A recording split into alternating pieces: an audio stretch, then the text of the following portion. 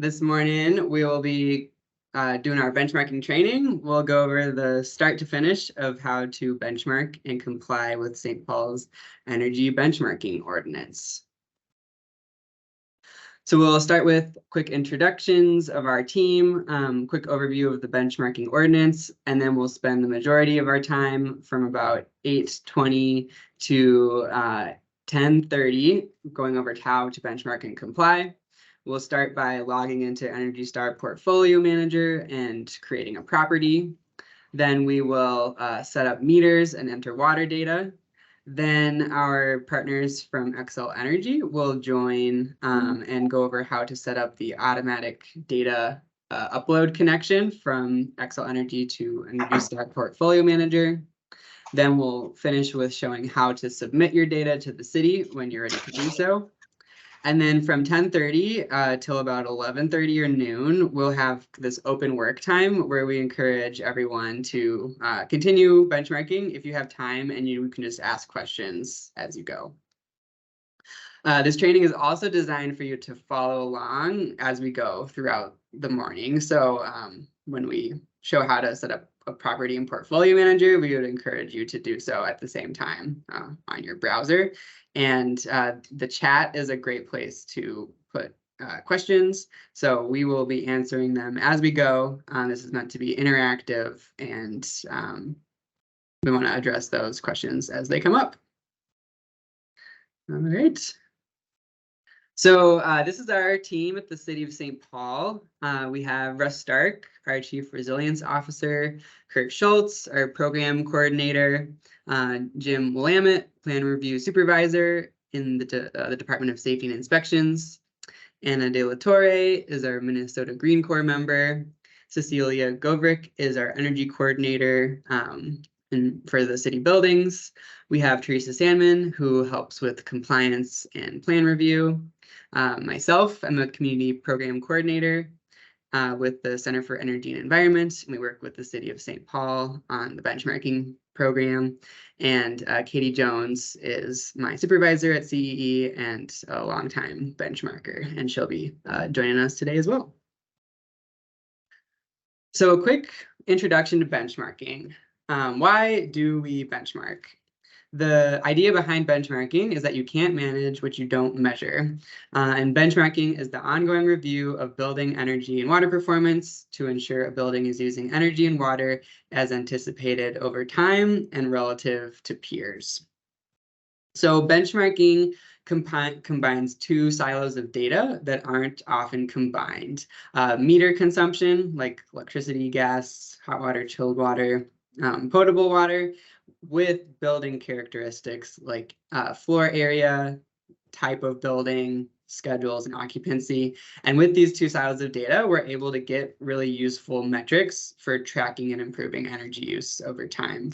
So energy use intensity is kind of like the miles per gallon of a building. It's energy use per square foot per year, and it enables comparison between buildings to see how your building is performing compared to peers. Energy Star score is a similar score. You're ranked on a scale of 1 to 100 nationally for your building type. And so say you have an Energy Star score of 75 for your multifamily property. That means your building is in the 75th percentile of most efficient buildings in the country. And again, measurement leads to better management. So we do this practice in a lot of areas of our lives. We have miles per gallons of a car, the energy guide on all of the appliances you buy, like a water heater or dishwasher, even measuring how many calories you're eating versus burning. All of these are metrics that we use to inform how we use something and to better manage how we use them. So there's a great opportunity to save energy and money in buildings, but we can only know where those opportunities lie through better measurement and disclosure of energy data. The City of St. Paul's benchmarking ordinance has two compliance pathways. The one is our full disclosure pathway, where when you submit your data to the city, you submit your energy use, water use, and building characteristics. The full disclosure pathway also makes you eligible for recognition at our end of year recognition ceremony, and eligible for resources like our scorecard and other support with energy efficiency improvements. The partial disclosure pathway does not submit energy and water data and just the building characteristics to the city. However, both pathways are the same amount of work. You still have to fully benchmark in Portfolio Manager. And we, the past 2 years, have had 90% of buildings submit full disclosure. So the benefits of full disclosure are really compelling. And then just a few more benefits of benchmarking. Cost savings and brand enhancement can be really significant. We recognize buildings with Energy Star certifications at the end of every year. Benchmarking is also a well-established best practice. More than 30 cities across the country have mandates to require benchmarking, and it's becoming a more and more common practice. Most leading buildings are already benchmarking via Energy Star, LEED, or other platforms. Most buildings have an energy management system and a tracking system, and this is just using that and incorporating a public disclosure piece. And lastly, tracking energy use is the first step to improvements. So once you've identified or you know how much energy you're using and you make an improvement, you're able to track the savings that come from that. And then another big reason we do benchmarking here in the city of St. Paul is to meet our city's climate action and resilience plan goals. So we have a goal of reaching zero net emissions by 2050 citywide and a 50% reduction by 2030. In buildings, we have a goal to reach carbon neutrality by 2030, and in city-owned buildings, that goal is citywide 2050, city buildings 2030. And the impetus for this is that our large commercial and industrial buildings make up 42% of our city's emissions. So even relatively small improvements in this building stock have a huge impact on reducing our greenhouse gas emissions and improving the climate. So benchmarking is an annual exercise. The City of St. Paul's benchmarking ordinance requires that owners of multifamily and commercial properties 50,000 square feet and larger must benchmark by June 1st every year. That's reporting that energy and water use and building characteristics of the city, and every year the deadline will be June 1st. Each year, the cycle kind of goes that we kick off our program in March 1st. That's when compliance opens and you're able to start submitting your report. From March to June, we offer support like this training this morning. Our help desk is available Monday through Friday, 9 to 5, to answer any questions about any step of the process. And then on June 1st is the compliance deadline, after which we work to get folks that are not in compliance into compliance before starting our enforcement process. And then at the end of the year, we hold a recognition ceremony to recognize the leaders of our building community that are really making an effort to improve the efficiency of their buildings. All right, with that, we will get started. And Mary, yes, we will be sharing the help desk number throughout the presentation. So before we get started, we encourage everyone to put questions in the chat. Katie will be answering the questions by typing in the chat, and I'll also be answering questions with my voice. We'll have pauses throughout too, so if you have a more complicated question, we can ask those questions out loud at the breaks. And then again, at the end, around 10:30, we'll have an open work time where we can put you in a breakout room to get a more detailed issue figured out and things like that. All right, so we will start by creating a property in Portfolio Manager. And again, this is our Efficient Buildings Collaborative Help Desk information.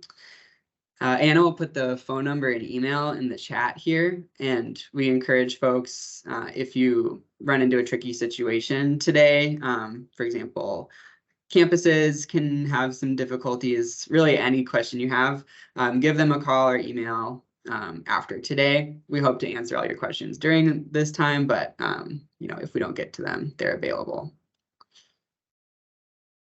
So we'll start by logging into Energy Star Portfolio Manager. So Anna will also put the link to Energy Star Portfolio Manager in the chat. This is the online platform where all of the benchmarking takes place. If you have an account already, we strongly encourage you to use that account. That means you won't have to fully set up your building again. If your company has used Portfolio Manager in the past to benchmark your building, that'll be the easiest route. But if you haven't benchmarked before, go ahead and click Create an Account.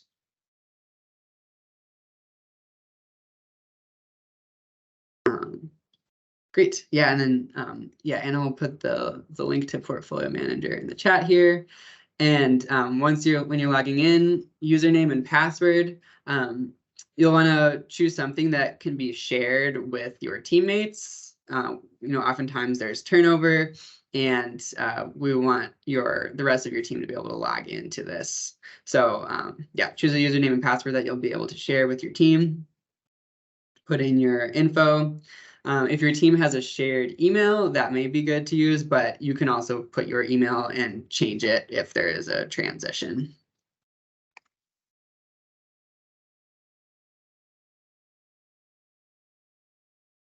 All right, and then this is what the screen will look like once you're logged in. So I'll just ask folks, if you are logged in, just put ready in the chat, just so we know if you are tagging along with us here. Awesome. Great. Cool. Thanks, everyone. And if you're having trouble logging in, put that in the chat as well, and we can help you troubleshoot. So quick, before we go into creating a property, we will, I'll just orient everyone to Portfolio Manager. So there's kind of two levels. One is the portfolio view. So you should see my portfolio, sharing, reporting, recognition. If you're ever lost and not sure what screen you're on, click this Energy Star logo at the top, and that'll take you back to the home base. So that's the portfolio view. When you click on your building, you'll be taken to the property view. So you can have multiple properties in one Portfolio Manager account, and you'll see these tabs here for your property. So the details are where you can update building usage info, and this is where energy data will live, water data, etc. So you'll see portfolio up here, property down here, and that's kind of an easy way to orient yourself.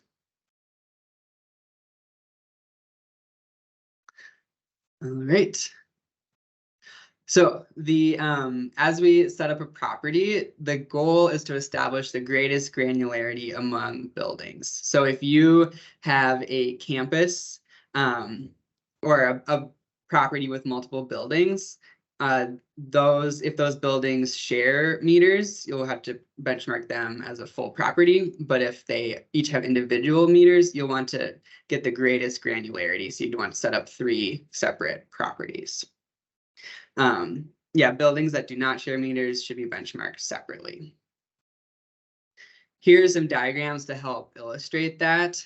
So in this case, all 3 buildings may be on the same plot of land, but since they all have separate gas, electric, and water meters, they can all be benchmarked as individual properties in Portfolio Manager.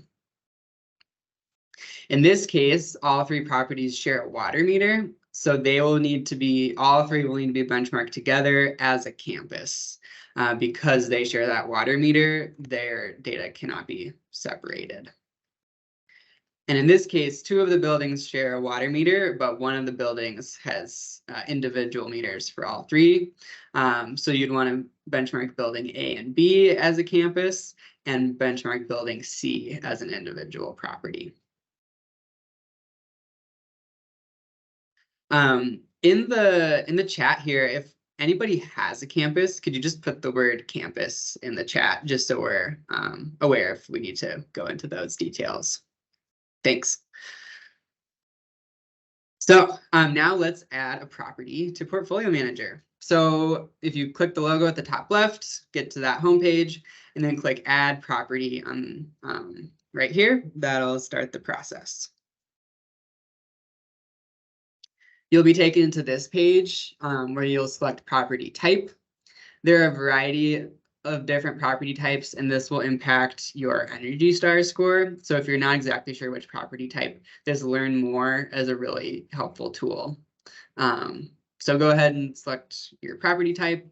This will be your primary property type, whatever makes up the majority of the square footage in the building. There's a chance to put in subtypes later.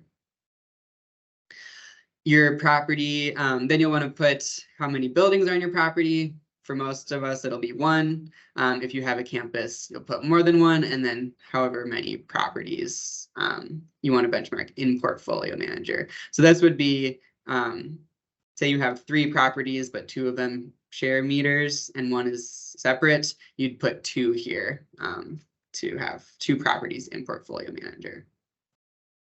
And then lastly, for everyone here, we'll do existing building since that is what we have. And when you're ready, go ahead and click Get Started. Then you'll be asked to put in the basic property info. So you put in the name of the property. This is what will appear in Portfolio Manager. The building name or address works well. Then the address of the building.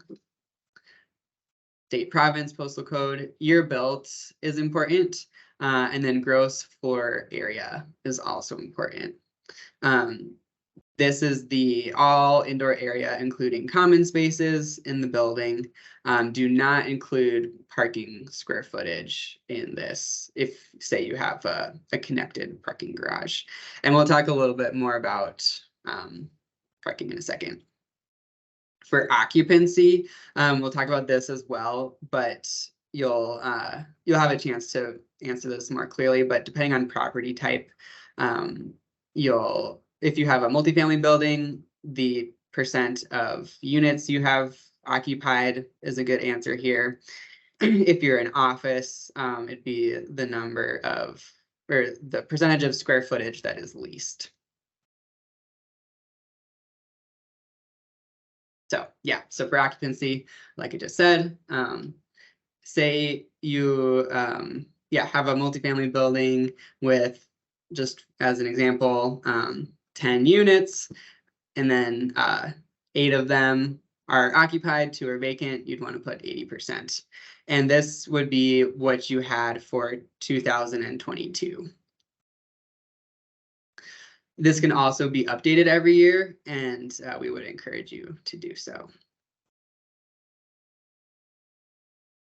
So below those initial use details is the opportunity to put your standard ID in. And this is really important because this ID number is what links your building to our database when you submit. So it'll be a 4-digit number. It's SP1234, for example.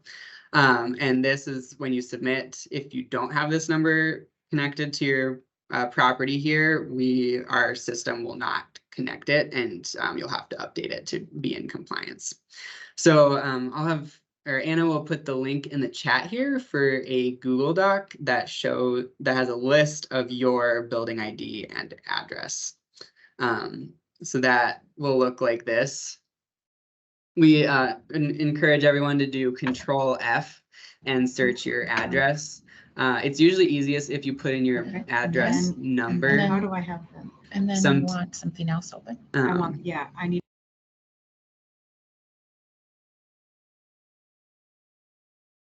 Matthew, you're muted. Thank you. So yeah, go ahead and find your ID here. If you can't find it, let us know. Sometimes say your building is 631 North Albert. If you type in 631 Albert Street North, it may not show up in a control find. So just search it in a few ways.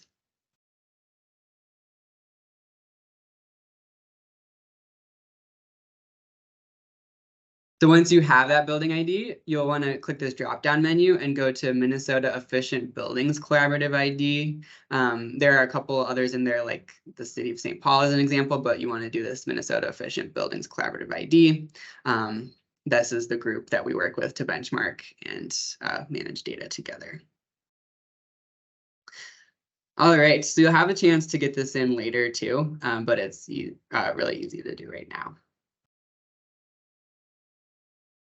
Then at the bottom of this screen, they'll have a few special cases that you'll want to answer. If your property includes parking, we've got a note on that here. So if your property includes parking and it is partially enclosed parking structures or completely enclosed or underground, it can also be freestanding. So if your parking shares a meter with your building, then you'll want to click that button on that page and say, yes, my property has parking. If it doesn't share a meter or it's sub-metered, we suggest benchmarking it as its own individual property on Portfolio Manager. This just makes things a little bit easier down the road.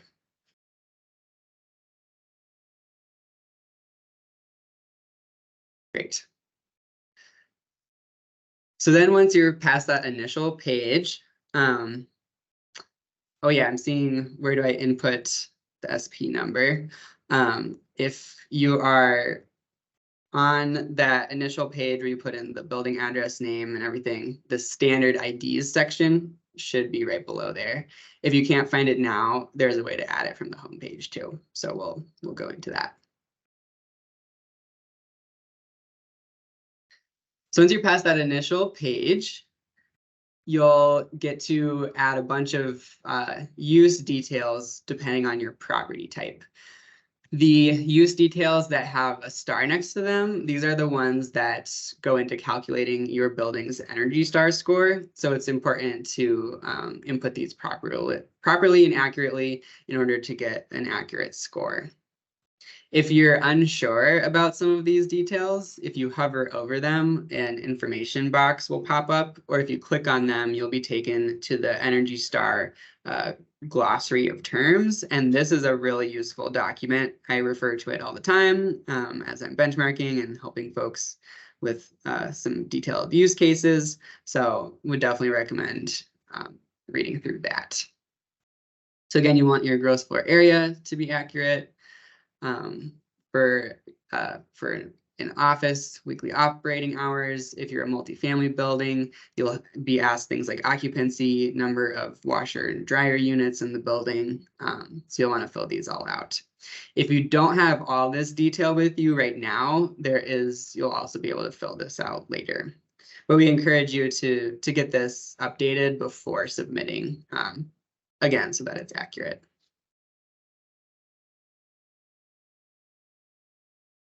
For the year, you can put the year that the building was built unless there's been a big change. So yeah, as you're setting up the property, it's pretty standard to just put in the year built.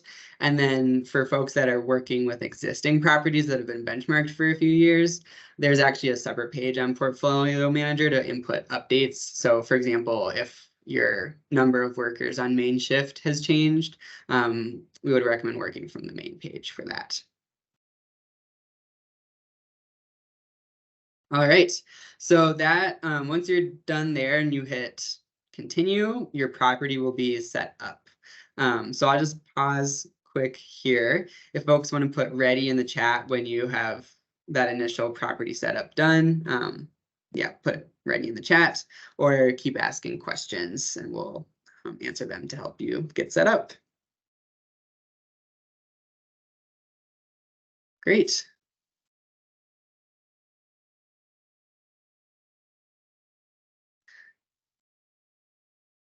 Great. Awesome. Thanks, everyone. So I think we will keep moving here. We had a question about where to add a standard ID if you weren't able to do it on that main page. So if you, from the My Portfolio view, you'll click on your property, and then that'll take you to your property view. In the Details tab, go to Unique Identifiers and Standard IDs. If you don't see this one view here, that means you probably haven't input your standard ID, and you can click Edit to do so. You'll just want to make sure that you you choose Minnesota Efficient Buildings Collaborative ID as the option. For folks that had an existing building that might need different use details updated, in this action column here, you click I want to update information or something close to that. That's where you can change, your occupancy rates, things like that, so that they're accurate. And then if you were a campus, which I didn't see any of those come in the chat, you'll and you selected more than one, you'll, in the summary tab of your campus property, you'll want to scroll down and click add a building, and this is where you'll add the individual buildings in your campus with the square footage, use type, all that. So you'll basically just replicate the process we just went through. All right, so again, this is our Efficient Buildings Collaborative Help Desk, especially for campuses. Oh, okay, thanks, Douglas. Sounds like you have a campus. So yeah, you should be able to follow along just fine. If you run into any issues adding those sub buildings, we can help with that later, or you can reach out to our help desk after the training today.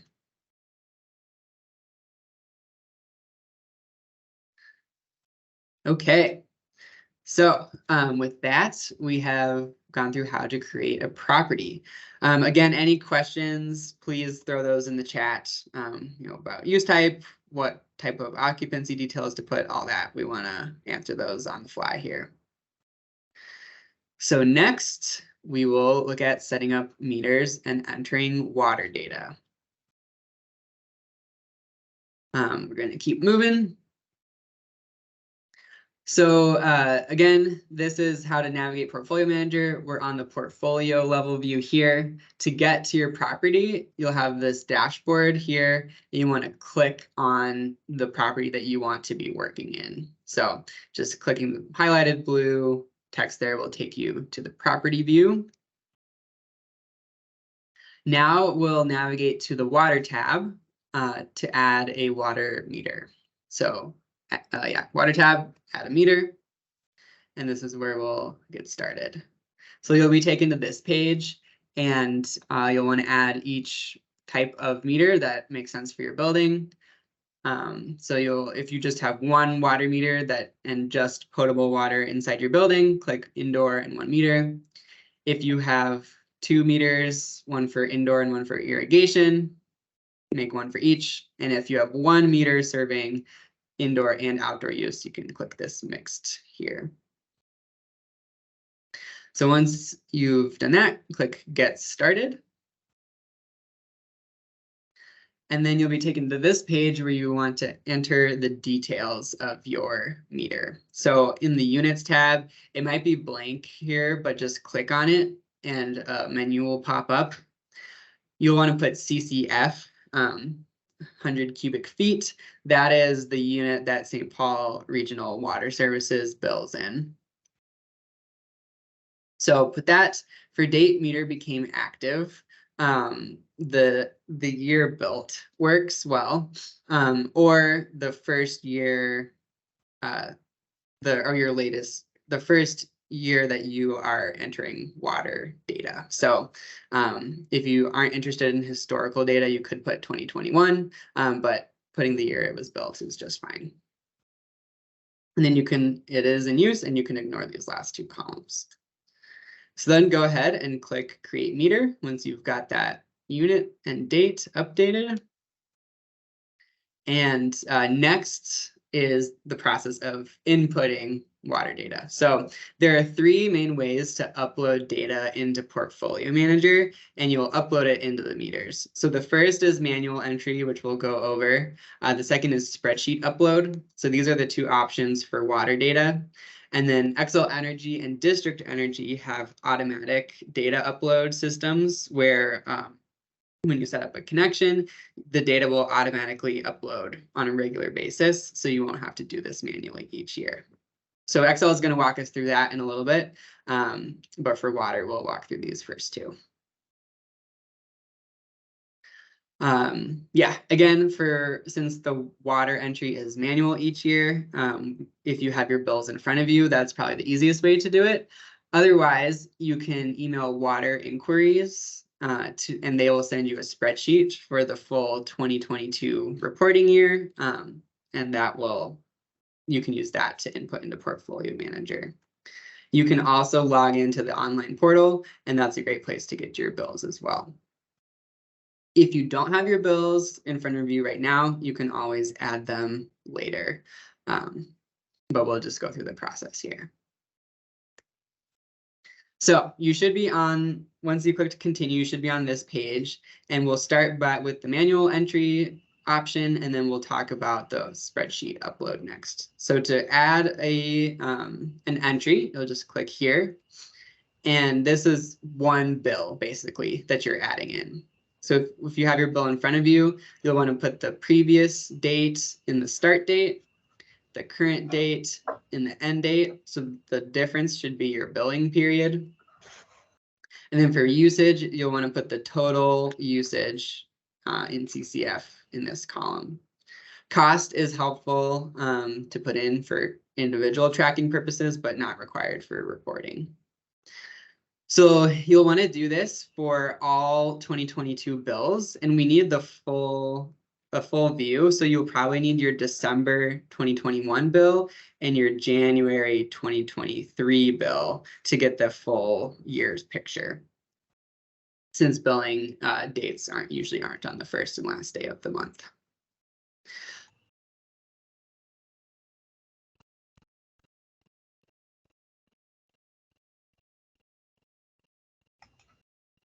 Matthew, you're muted. Shoot, not sure why that's happening. Thank you. So yeah, to add another entry manually, you'll just hit this add entry and keep going bill by bill until you have a full 2022 picture. You do not have to add cost. That would just be for personal tracking purposes if you're interested in tracking the cost, what you're spending on water over time.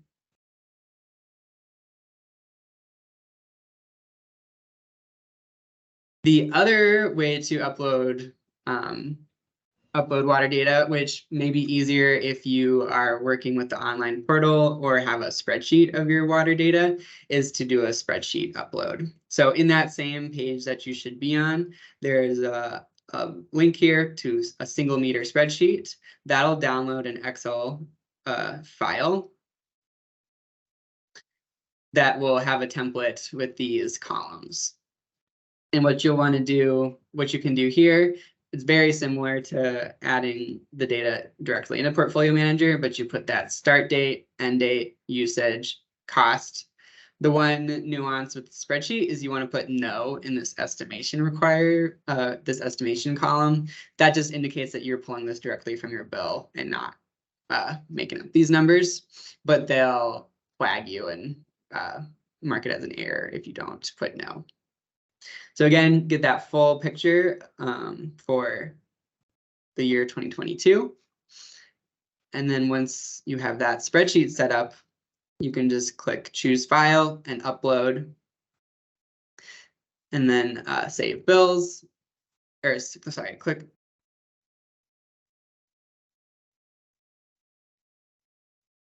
You're muted again, Matthew. Very strange. Thanks everyone for letting me know. Maybe you can pop back just one slide. Okay.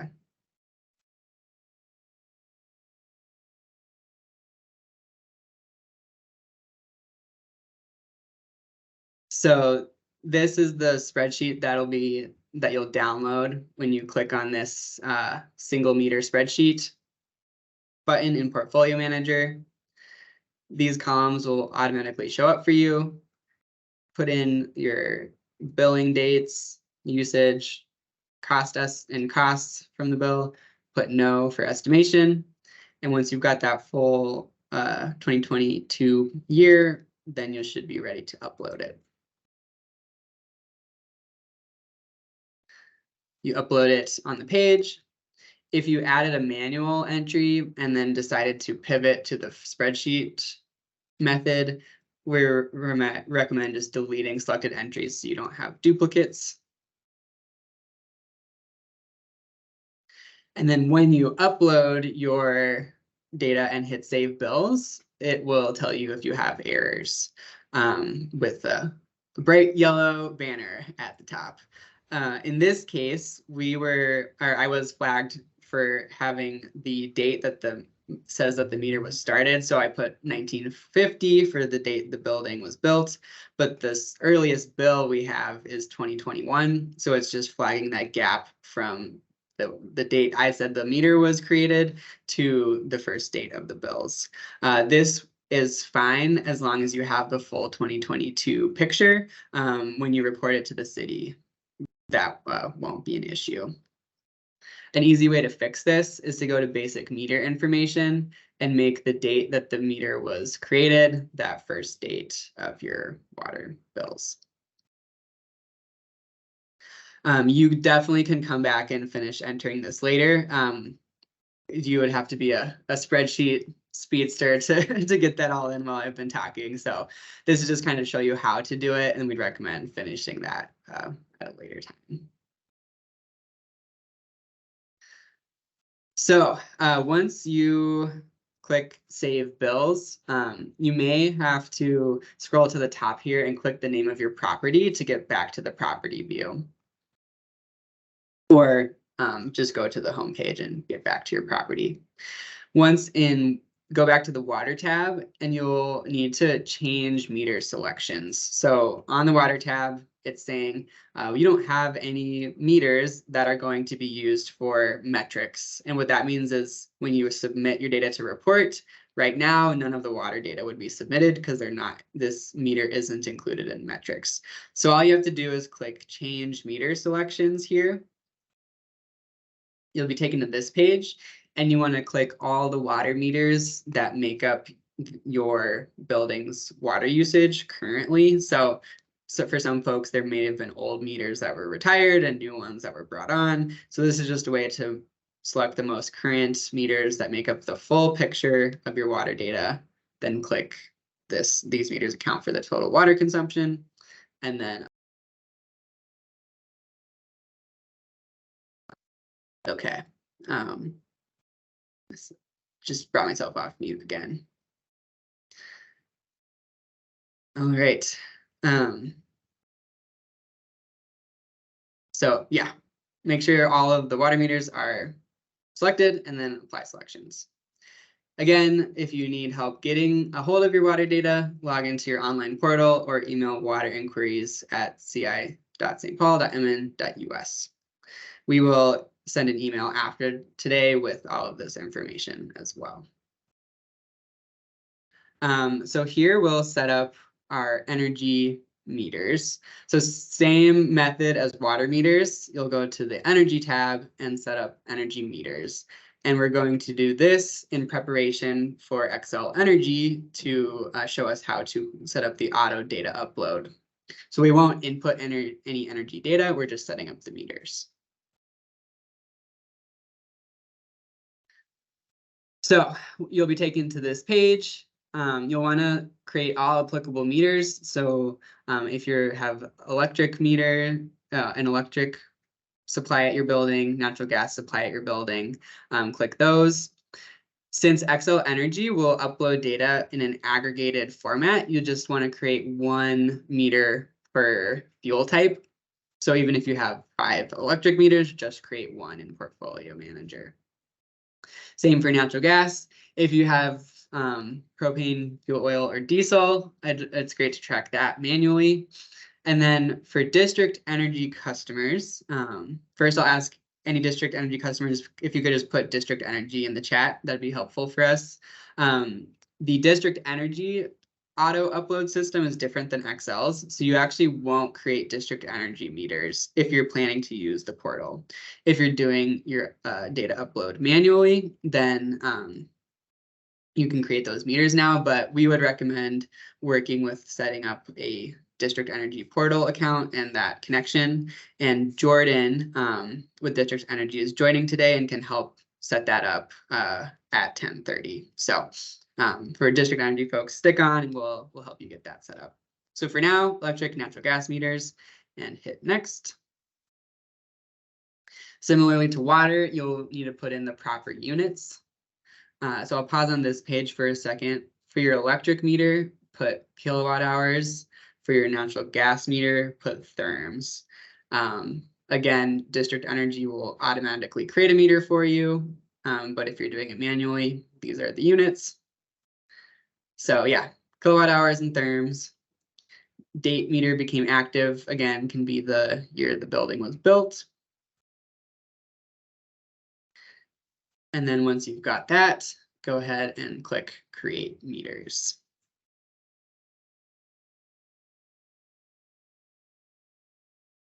All right, so yeah, kilowatt hours for electric, natural gas for therms. Since in the energy view, you have a few different meters, this caret navigation system on the left is how you can open each meter if you were to add data manually. But since we're not going to do that, you can just hang out on this and then click Continue. And then you should be taken to this page again to ask, does this do selected meters include make up the full energy picture for your building? For the district energy folks, you'll have to come in here and edit this after you set up your district energy connection. But for everyone else, you should be able to select which meters are active at your building. It should be the ones you just created, and then these meters account for the total energy consumption and apply selections. Then you'll get this notification, congratulations, an energy meter has been created. Yeah, I'm getting notifications that someone keeps muting me, which is funny. So I'm gonna keep trying to unmute, but the team can help me there too. All right, so we will pause there with meter. That's setting up meters. The next step will be working with Xcel Energy to get that auto data upload. Hi, I'm Mandy Holbert. I am the program manager with the benchmarking team at Xcel Energy. I believe we also have Lauren Harrell on the call if we were to have any questions we needed to answer.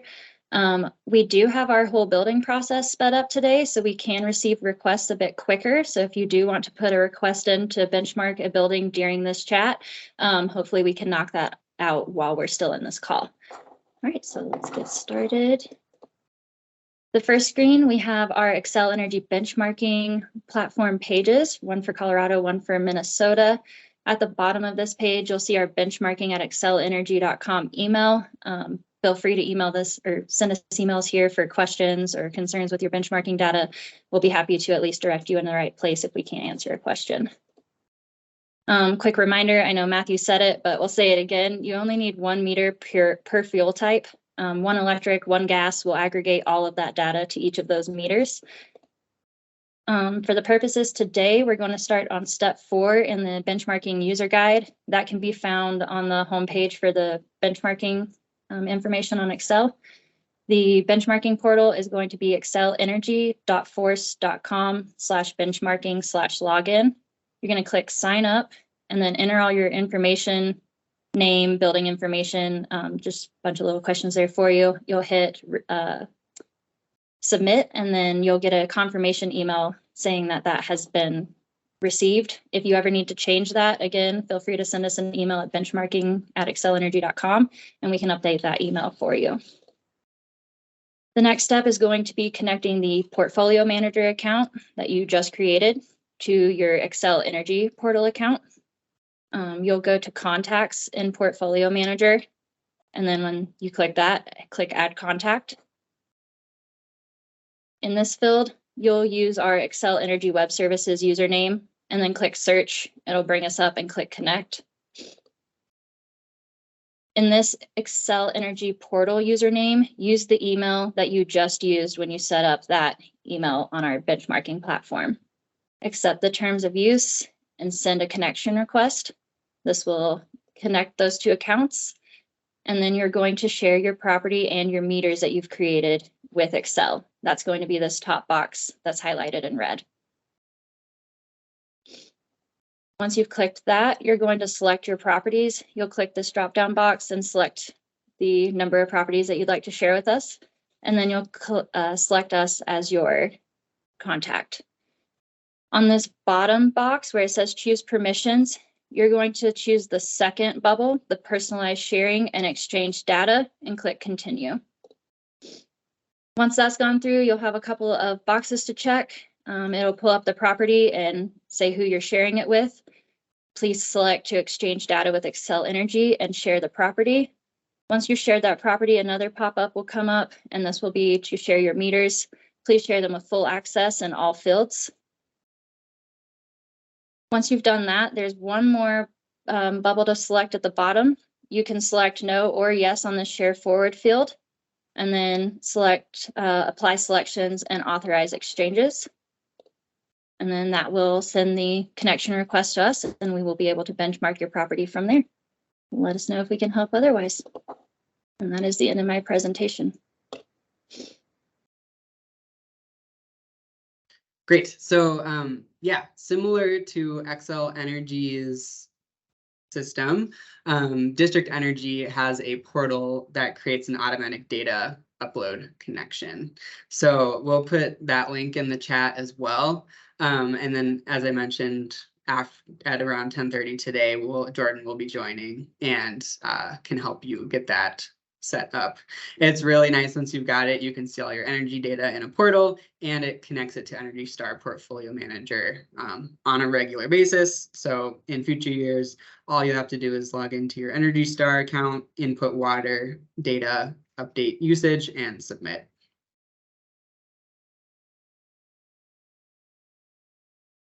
All right, and we'll keep moving along here. So the last step is submitting your data to the city. So a common question we get is, all my data is in Portfolio Manager, I'm done, right? And the short answer is every year you do have to go through this process to submit your data to the city.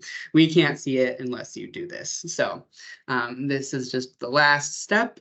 I'll walk everyone through it and you can follow along. I will tell you when to stop so you don't submit if you're not ready to. But it's just helpful to walk through this process with everyone. So again, before you submit, it's really important to have that standard ID attached to your property, and you'll want to make sure that's in there. Another good thing to do is in the summary tab, there's a data quality checker. It's great to run this for the year that you're complying with. So you would put year end December 31, 2022. Our help desk, when they receive our data submissions, if they find data errors, they'll flag it and ask you to correct those errors before you're moved into compliance. So this checker can just help you get ahead of any back and forth in case there are errors. So once you have your building ID in and you've run the data quality checker, the next step is going to the City of St. Paul website to get the submission link. So Anna will put this link in our chat that will take you to the website where you'll find the link.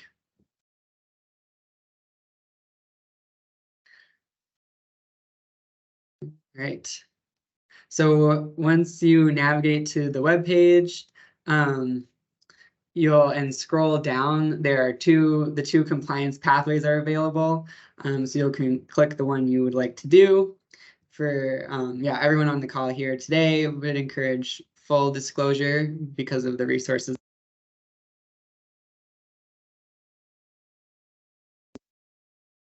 Okay, so we suggest choosing full disclosure.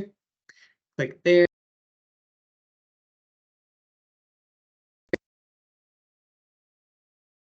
Sorry, folks. Okay.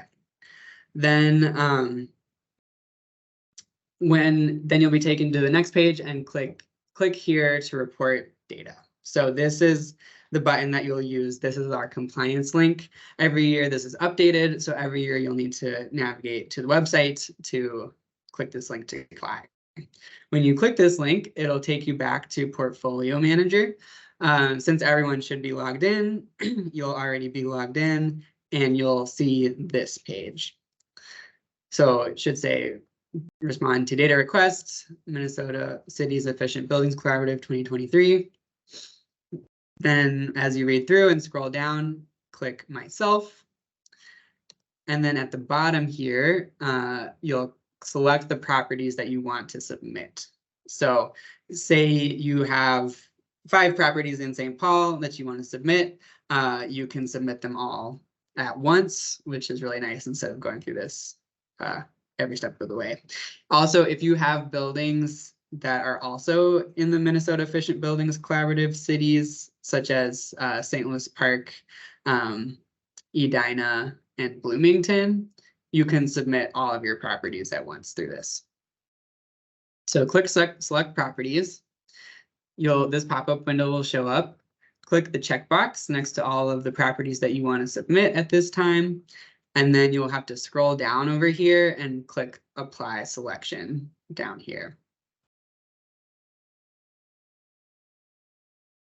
Then once the properties are here, it'll say how many properties you've selected, and then you click generate response. This will take you to the reporting tab. If there are any errors in your response that Portfolio Manager catches, it'll flag them here and you can click read more to catch them. Some really common ones are if dates aren't lining up in your energy or water data, and other mistakes it'll review for you. Then you'll scroll down. At the very first line in this table should say data requests 2023. This is the response that we just created. Then on the right under actions, click the drop down menu and choose send response. That will take you to this page. And this first step is just putting in the email addresses of other team members that you would like to get the confirmation email that you've submitted the data. So whether that's the owner or a team member, you can put their email in here or skip this. You want to make sure it says Xcel, and then you'll sign and submit. So this is where you can pause if you're not ready to submit your data. But soon when you are, click the I hereby certify, put in your username and password, e-sign, and then don't do it now, but you'll click send data, and then you will be good to go.